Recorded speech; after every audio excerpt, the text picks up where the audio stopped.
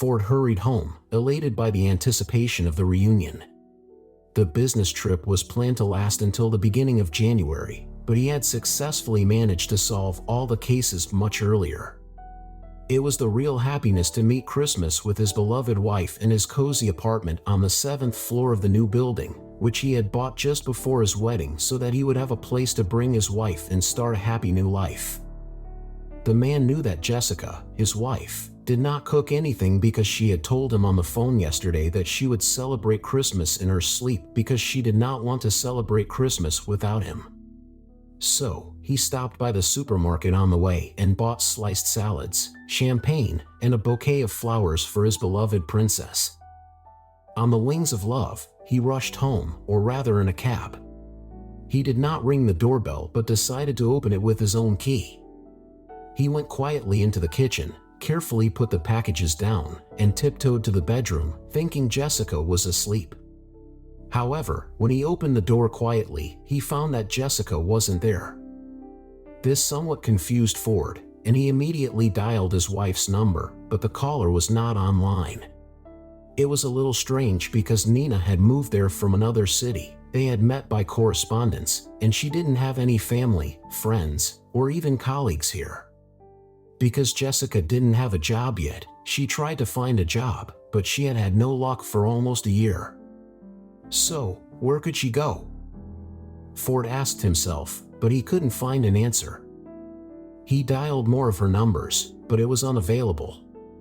The man put the groceries in the refrigerator, dressed the Christmas tree, and decorated it with lights, but Jessica never returned. During this time, Ford began to worry, but then thought she might have gone to the store, for example, after all. He had wired her money yesterday as a gift and told her to pick out her new perfume. Yes, that's right, Ford thought and convinced himself that he did, knowing his wife's predilections for perfume. He set the table with a tablecloth, put festive dishes, and decided to stop by a friend's house to wish him a happy new year and pick up the car he had asked to use in Ford's absence. Adam lived 2 blocks away, so very quickly, Ford got to him. He was already ringing his doorbell, which didn't open for a long time, but the car was in the driveway, and the lights were on in the hall. So, Ford figured his friend was wearing headphones and started ringing and knocking on the door. Adam opened the door, his eyes rounded genuinely. He pulled his terry cloth robe tighter and swallowed frantically. "How are you? Have you seen a ghost?" Ford shoved him lightly on the shoulder and smiled. Adam took a confused step to the side and bit his lip. "What's the matter with you?" Ford asked again in a serious tone, and as he hung up his coat, he got a silent answer himself, noticing in the closet his wife's coat, which he had bought her a month ago. He found himself at the bedroom in a flash and abruptly opened the door only to be convinced of his suspicion. Jessica was lying on Adam's bed, lightly covered by the covers, and when he saw her husband, she cried out and covered her face with her hands. Ford turned sharply, spinning through his teeth, grabbed his jacket from the closet, grabbed his car keys from the shelf, and hurried to the door.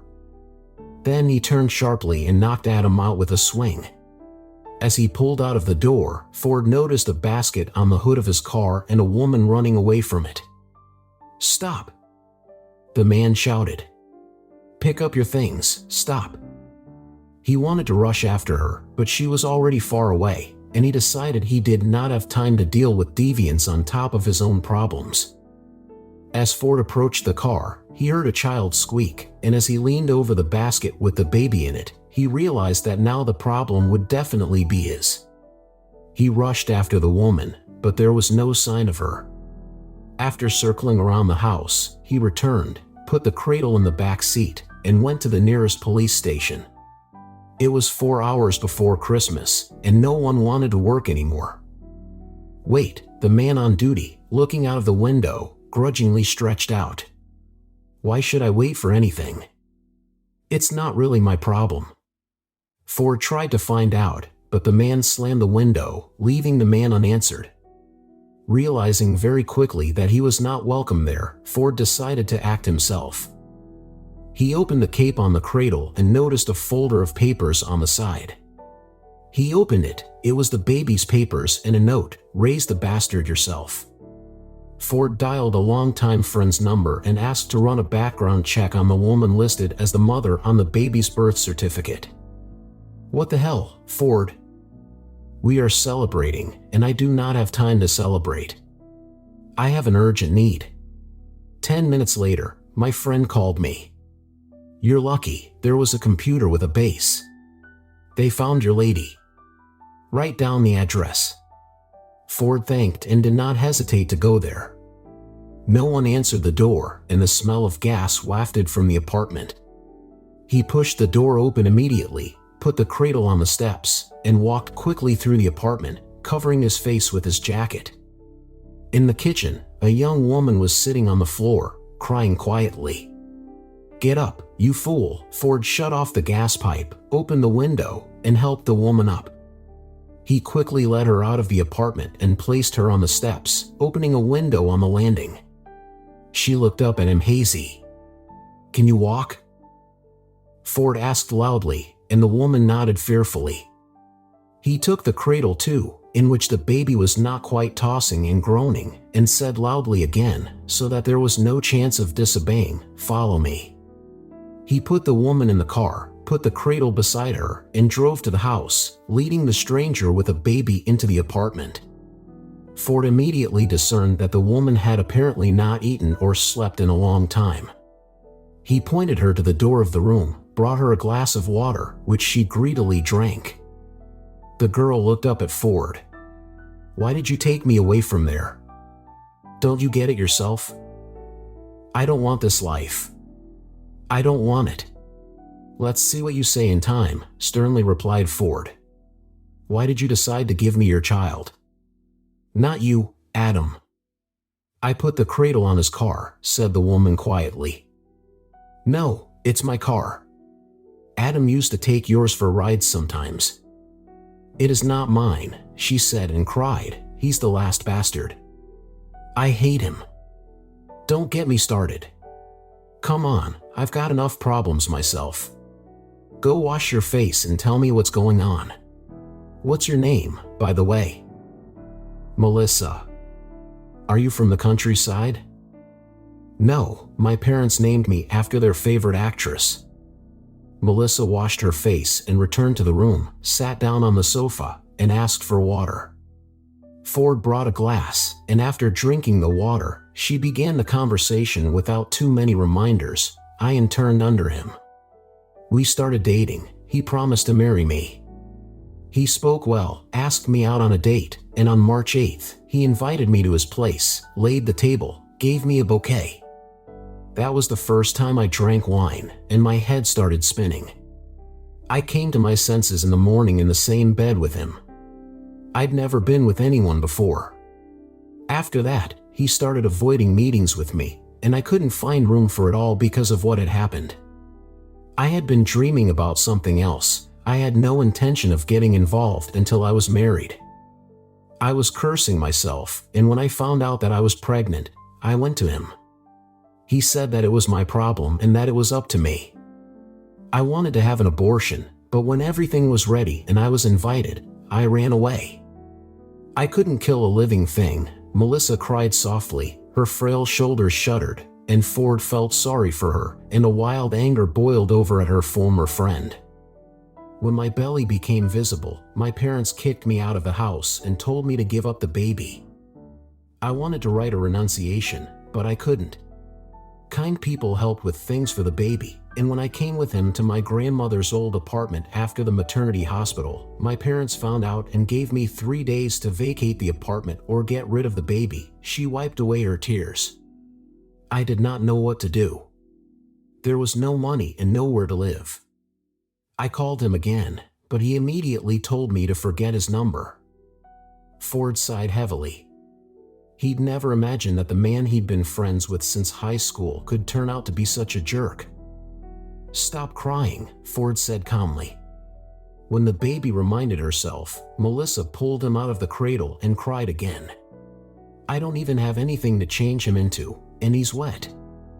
Ford noticed the tenderness in her eyes as she looked at the baby, and his heart squeezed with sadness. We shall solve it in a moment." He left the apartment and came back in 5 minutes with a large bag. "Here you go. My sister brought my nephew's things in the pantry. They have no place to store it. I think there is enough."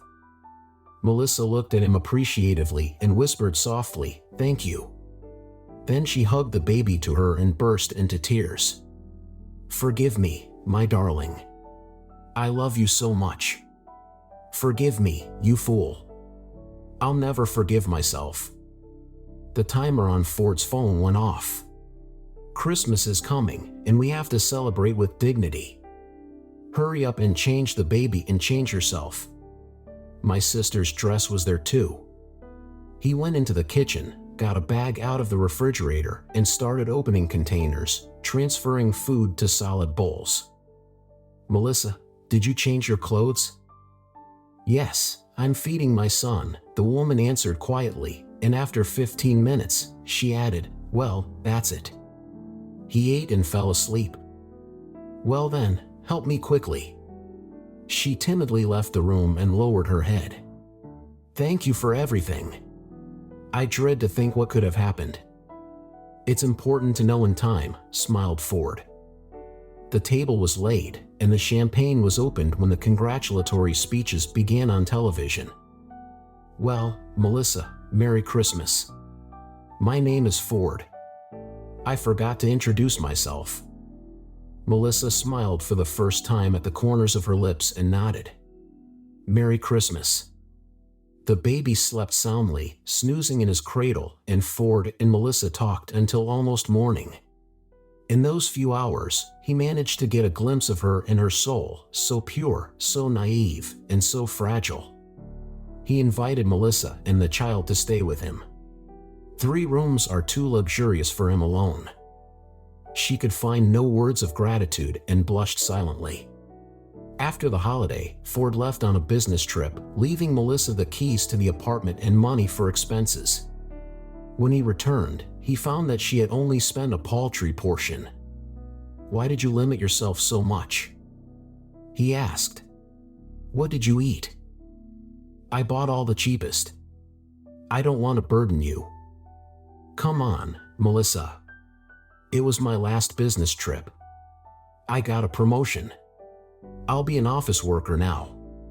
Let's agree that you will no longer save money and will cook a full meal for both of us. And my son will buy the best, otherwise, I'll swear." Ford furrowed his brow and smiled. She nodded embarrassedly and remained silent. "And I also want to make you a very unexpected proposal. Will you marry me? I will only take no for an answer if you don't like me at all." Melissa was silent for a long time. Her cheeks were flushed, and her hands were rubbing the sash of her dress. "I like you," she finally said, "but I don't want to be a burden with a child. And if I do, I won't take no for an answer. I warned you." Ford smiled and took the baby in his arms. "Come, Melissa, let's go and get married." 5 years passed. Ford, Melissa, and their son and young daughter were walking in the park. On a bench sat a man in an old tracksuit, unshaven and pitiful. He was staring intently at the happy family, now at Ford, now at Melissa, now at the children. Then he stood up abruptly and walked toward them. They recognized Adam immediately in their eyes. He looked so familiar. "Did you get together? I knew you lied to me about the baby.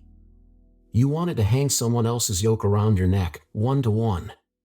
He looked with contempt at Ford. "Yours has deprived me of a house. Can you help me to settle down in life?" Ford took his former friend aside, and in a few minutes, he was ushering him away along the path leading to the exit without looking back. "What did you tell him?" Melissa asked. "Let it be my little secret." Ford kissed his wife, and taking the children's hands, they went on their way, happy and in love.